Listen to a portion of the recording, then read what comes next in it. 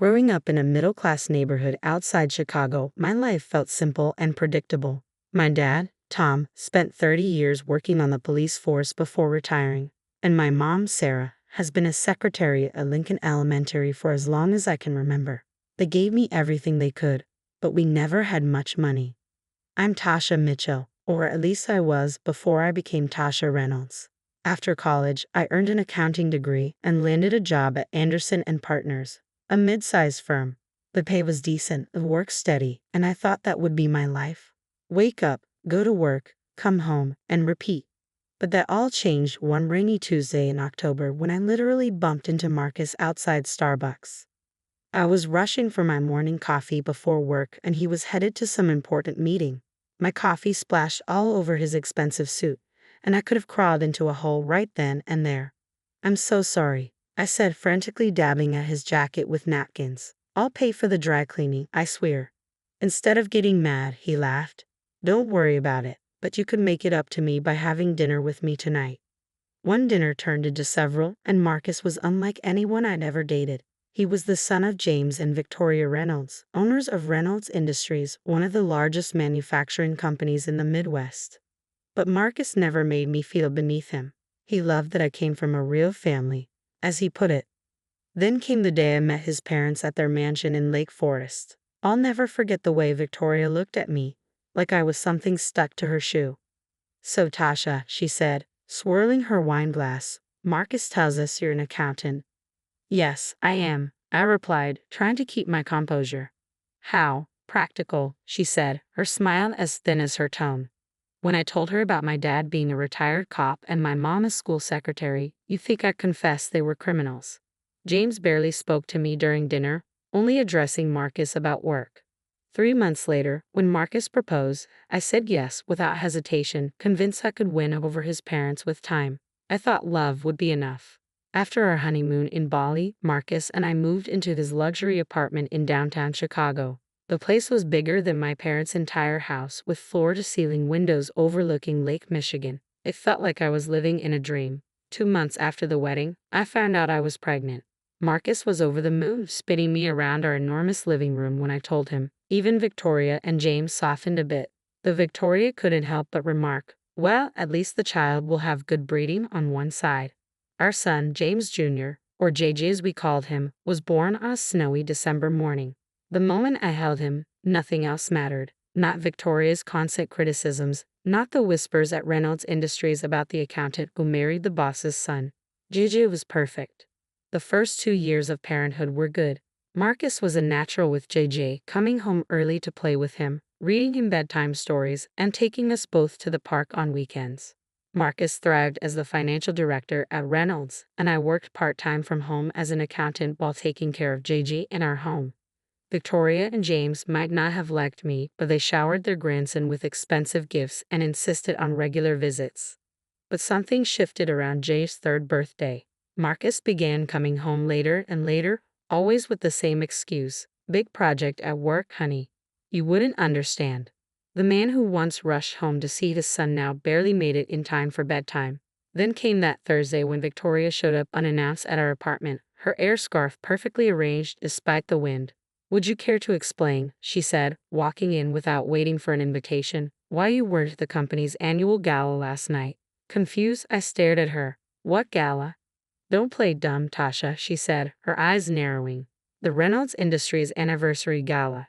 Every executive and their wife was there, except you." My stomach sank. I didn't know about any gala. Victoria's eyes narrowed further. "Marcus said you weren't feeling well." "Are you telling me my son lied?" she asked, her voice growing sharp.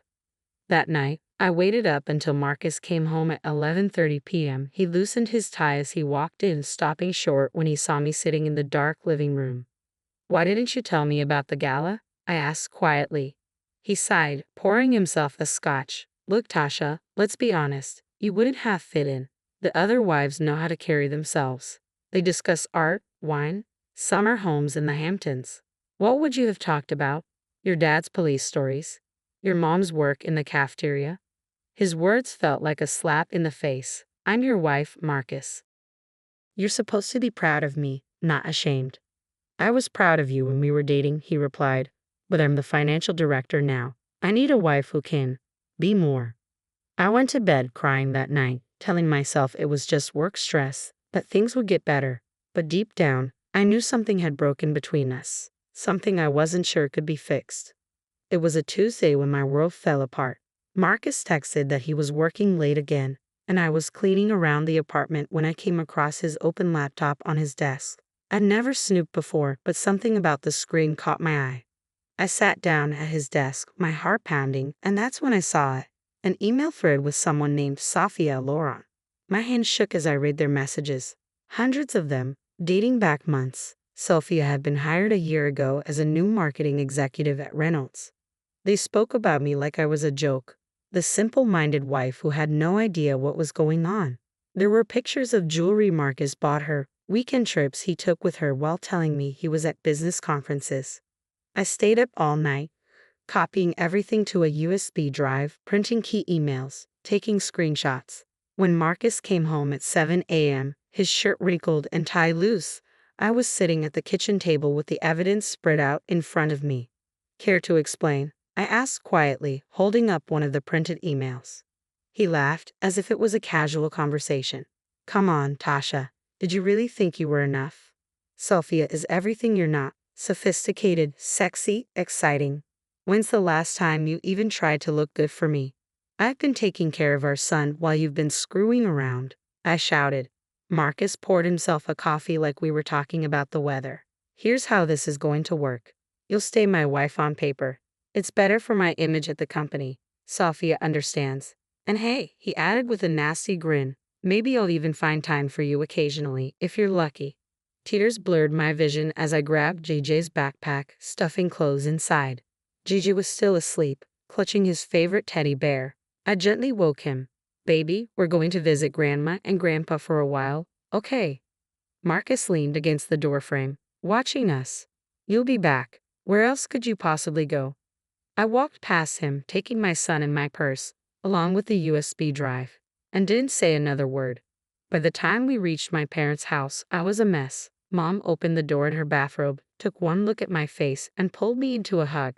3 days later, the divorce papers arrived. Victoria Reynolds personally delivered them, wearing the smug smirk. I always knew you weren't good enough for my son, she said, handing me the envelope. I'm just glad he finally realized it too. But the worst was yet to come. Marcus wasn't just filing for divorce, he was suing for full custody of JJ. His lawyer filed papers claiming. During the first hearing, Marcus's lawyer painted a picture of me that was far from the truth. Mrs. Reynolds has exhibited increasingly erratic behavior over the past year, he argued. She drinks excessively, creates unwarranted scenes of jealousy, and has become unstable. Fortunately, I had been smart enough to gather evidence. When my lawyer presented the email exchanges between Marcus and Sophia, revealing his affair and cruel remarks about me, the judge's demeanor shifted. The timestamps on those emails proved I wasn't the one causing drama. I hadn't even known about the affair until I discovered those messages. The judge turned to Marcus. Mr. Reynolds, you claim your wife is unstable, yet these emails show you were the one deceiving and gaslighting her. Marcus shifted uncomfortably in his expensive suit as the judge awarded me primary custody of JJ, with Marcus receiving visitation every other weekend and a substantial child support obligation. I returned to my full-time job at the accounting firm, while my parents, without a second thought, stepped in to help care for JJ during their retirement. They were amazing, never once complaining as they embraced their new role as full-time grandparents. Life settled into a new rhythm. It wasn't glamorous, but it was honest, peaceful, and fulfilling. Then, one Saturday morning, everything changed. A black Range Rover pulled up in front of my parents' modest house. Marcus stepped out, followed by Sophia, tall, blonde, and clad in designer clothes that probably cost more than my monthly salary. I'm here to see my son, Marcus announced, pushing past me as if he owned the place. Sophia wrinkled her nose and looked around the room. Oh my God, she laughed, picking up one of Mom's cherished family photos. This place is literally a dump, like an actual kennel. Watch your mouth, I snapped. Turning to Marcus, she said, Baby, you can't let your son stay in this hovel. And these old people. She gestured toward my parents, who stood frozen in the doorway. They belong in a ditch somewhere, not raising the Reynolds heir. Get out, I seethed, my body trembling with rage. Both of you, get out of my parents' house now. Marcus sneered at me. Or what? You think you've won in court? Just wait. I shoved them both toward the door. Get out. And Adele. Sophia purred to Marcus. This place probably has fleas anyway. As they drove away, I stood there, shaking, before pulling my parents into a tight hug. Mom was crying, and Dad looked like he wanted to punch something. But as that Range Rover disappeared down the street, a sense of calm settled over me. I wasn't afraid anymore. I was angry, furious even. The next night, Dad found me sitting at the kitchen table, staring at a cold cup of coffee. You know, sweetheart, he said, sitting down across from me, sometimes the best defense is a good offense. I raised an eyebrow. Remember Mike Sullivan? He worked with me on the force. Now he's a private investigator, real thorough, knows how to dig without leaving a trace. I thought about Sophia's smug face, her cruel words, and the nasty emails she kept sending me. Just that morning she commented on my LinkedIn profile, "Look at this pathetic 1/8.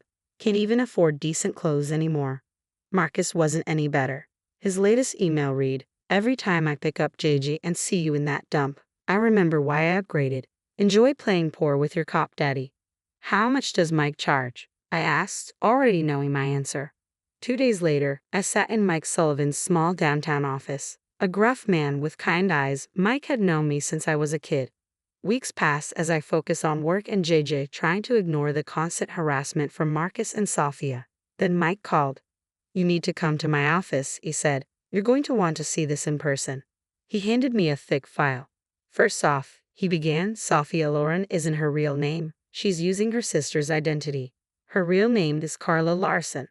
My hand trembled as I read through the file. Before working at Reynolds Industries, Sophia had been an escort, hopping from one rich man to the next, living off their money until they grew tired of her or caught onto her scams. She'd used different names in different cities, always disappearing before things got too hot.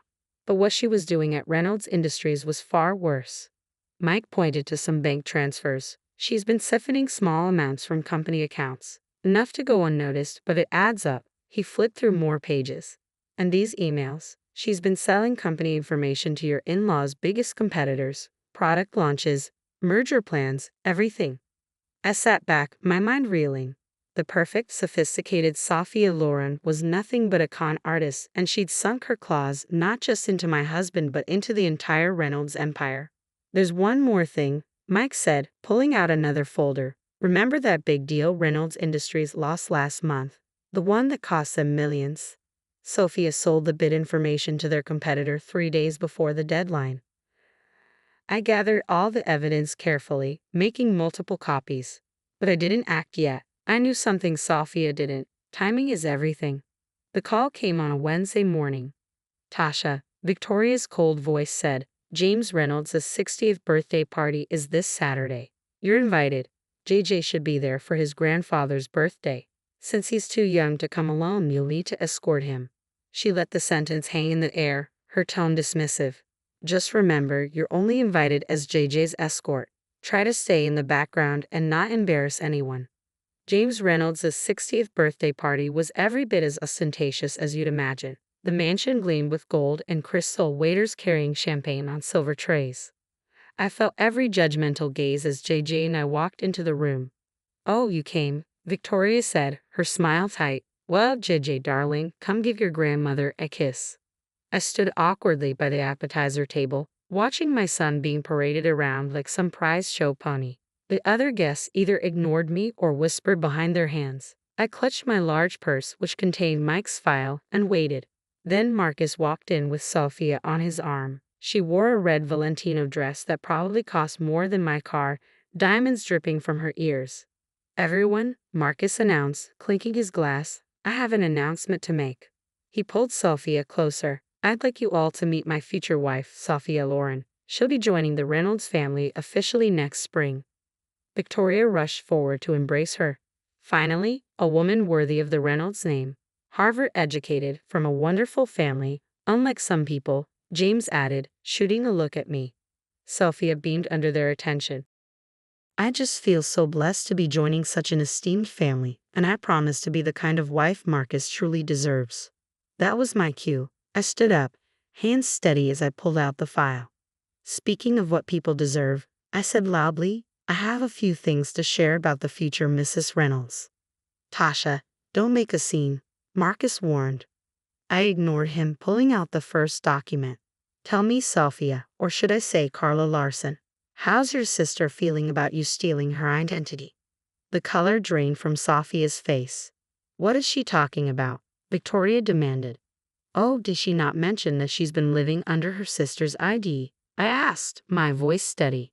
The real Sophia Loren is a school teacher in Minnesota. This woman, I pointed at her, is Carla Larson, former escort and con artist. Sophia shrieked, she's lying. But I was already laying out the evidence, photos, bank statements, police reports. And here's my personal favorite, I said, pulling out more documents. Bank transfers showing how she's been stealing from Reynolds Industries. And look at these emails. She's been selling your company's secrets to Wagner Manufacturing and Collins Corp for months. James Reynolds snatched the papers from my hands. The Wagner deal. The Collins merger. It was you? I can explain, Sophia stammered, backing away from Marcus's thunderous face. The real Carla Larson, I said, savoring the moment, has quite a history. 7 different cities, 7 different wealthy men, 7 different scams. Looks like Reynolds Industries was going to be number 8. The room went deadly quiet as they read through the evidence. Marcus's confusion, Victoria's horror, James's growing rage, and Sophia, her perfect mask cracking as her house of cards came tumbling down. The elegant birthday party dissolved into chaos in minutes. James Reynolds' face turned an alarming shade of purple as he read the documents. Get out, he roared at Sophia, who was still trying to stammer out excuses. Get out of my house before I have you arrested right here. James, darling, she attempted, reaching for his arm. These are all lies. I can explain everything. Explain? He shook the documents at her. Explain how you cost us the Wagner deal. That contract was worth $20 million. And Collins, they were our biggest competitor. And you've been feeding them everything. Victoria, who had been quietly reading through the escort service records, looked up, venom in her eyes. You common prostitute, she hissed. You thought you could con your way into our family. Sophia backed toward the door, her designer heels clicking sharply on the marble floor. Marcus, baby, tell them. But Marcus looked like he might be sick, staring at photos of Sophia, or Sophie, with various wealthy men over the years. If you're not off my property in 30 seconds, James said, his voice deadly quiet, I'm calling the police. And trust me, you'll be seeing plenty of our lawyers either way. After Sophia fled, James turned to his son, his voice low with fury. You brought this woman into our company, he said. Gave her access to confidential information, all because what? She was pretty. Had nice legs? Dad, I didn't know. You didn't know. Didn't check. Just thought with your... He glanced at JJ and modified his language. With everything except your brain. You're fired, Marcus. Clear out your office by tomorrow. But Dad, and that apartment you're living in? Company property. Find somewhere else to live. Victoria, who had been uncharacteristically quiet, suddenly turned to me. Tasha, she said, and for the first time ever, her voice held genuine emotion. We owe you an apology, a significant one. You saved our company from God knows how much damage. James nodded solemnly. We were wrong about you. Very wrong. You've proven yourself more worthy of the Reynolds name than others. 3 days later, Sophia was arrested at O'Hare, trying to board a flight to the Cayman Islands. The evidence I gathered, combined with what Reynolds Industries lawyers uncovered, was overwhelming. She was facing serious fraud charges and massive fines. Marcus, I heard, was staying at a friend's condo while he looked for a new job. No other financial firms were eager to hire a man who'd been fired for such catastrophic negligence. It's been 6 months since James Reynolds' birthday party changed everything. I'm sitting in my new apartment. It's not as luxurious as the one I shared with Marcus, but it's perfect for JJ and me. The Reynolds family gave it to me as a token of appreciation for saving their company. The least we could do, James had said, handing me the keys. After everything, well, you understand. The apartment is in a nice neighborhood, close to good schools. Jay's room is decorated with superhero posters, and my little home office overlooks a park. It's not a penthouse with lake views, but it feels like home in a way the luxury apartment never did. Marcus moved to California last month. He calls JJ every Sunday at 7:00 p.m. like clockwork. Their conversations are short. Gigi is still too young to talk long on the phone, but at least he's trying to be a father, even from a distance. He never asks to speak to me, and that's fine. Some bridges stay burned. The biggest change has been with the Reynolds family. Victoria stops by at least once a week, usually bearing gifts for JJ and surprisingly for me too. Last week, she brought a beautiful orchid for my windowsill. The real shock came when Victoria and James invited my parents over for dinner. I was nervous. The last time they'd all been in the same room was at my wedding, where the class divide had been palpable. But something had shifted. I watched in amazement as James asked Dad about his years on the force, genuinely interested in his stories. Victoria and Mom talked about gardening, exchanging tips on growing roses. Sarah, Victoria said to my mom at the end of the evening, "You and Tom raised a remarkable daughter. I'm sorry we didn't see it sooner. We always knew what Tasha was capable of." Mom replied with quiet dignity, "Sometimes it just takes others a while to catch up. Life isn't perfect. I still have days when I miss the man I thought Marcus was, when I worry about JJ growing up with a long-distance father. But then I look at my son, happy and healthy, playing with his grandparents, all his grandparents, and I know we're going to be okay." Last night, I found JJ looking at an old photo of Marcus and me from our wedding day. "Do you miss Daddy?" he asked. I sat down next to him, pulling him close. "Sometimes," I said honestly. "But you know what? Life doesn't always go the way we plan. Sometimes it goes wrong before it goes right. The important thing is to stay true to who you are." Later, as I tucked him into bed, I thought about how far we'd come, from the simple accountant the Reynolds family once scorned to the woman who saved their company. Sometimes the happy ending isn't the one you expected. Sometimes it's better,